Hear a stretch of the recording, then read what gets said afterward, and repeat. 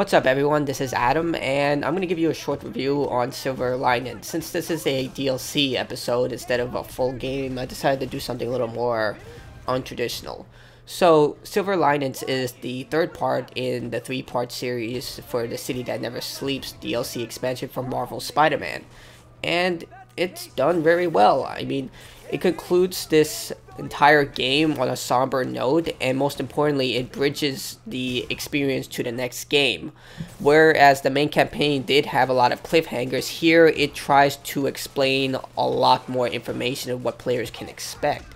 I'm not going to go into spoilers, but there are a lot of information that could arise in the next game or even the third game if this turns out to be a trilogy. Silver Linings does have a different protagonist.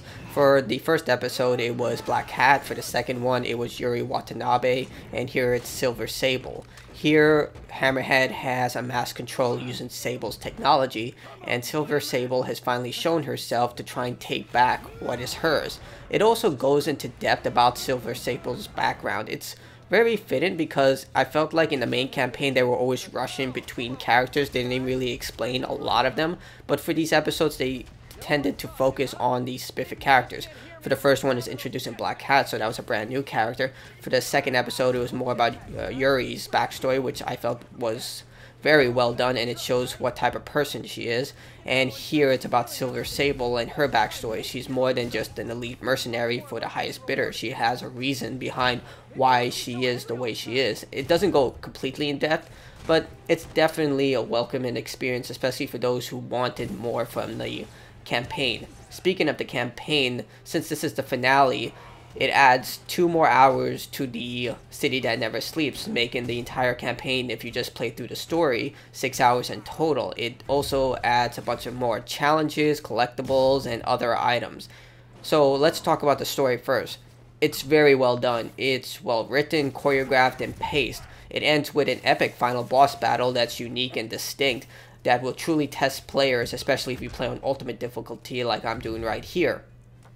It doesn't really add any new gameplay elements. You'll still do much of the same that you've been doing since the beginning. There are no new enemy types, but they are presented in much more aggressive means, meaning that you'll encounter a lot more enemies that are tanks and can take a lot more hits. Spider-Man does have access to 3 more suits and powers, which it's pretty cool, but overall I've always stuck to my own specific suits. I love the Spider-Man undies, and my favorite suit is the dark suit, but I decided just to stick with the undies costume for this entire campaign just for the lols. But ultimately, in terms of story, gameplay, it's very well done, and if you love the main core campaign, this is a no-brainer. You'll love it here as well. So what is the biggest issue with the DLC? Well, it's the optional content. Unfortunately, in the core campaign, a lot of players, including myself, dismissed the tedium of collecting items, doing the same challenges, and just the ultimate monotony of just completing these random tasks because it was just so much fun being Spider-Man. So what's the problem here? Well, it's more of that, and after a core campaign and 2 DLCs of doing this, it becomes more annoying than it becomes satisfying. Even playing Spider-Man, having to clear out another warehouse, collect more items, it just becomes very annoying at this point. I knew it was coming, and because of that, I just felt very annoyed that I have to get more of this stuff. I have to collect these random items, clear more bases of operations. I mean, some of them do have very lively endings. For example, there is a conclusion that requires you to take on an optional objective that involves Yuri. I'm not going to spoil it, but it's actually really well done. But Screwball in particular, it's just like, okay, do more Screwballs challenges and then finally put her away.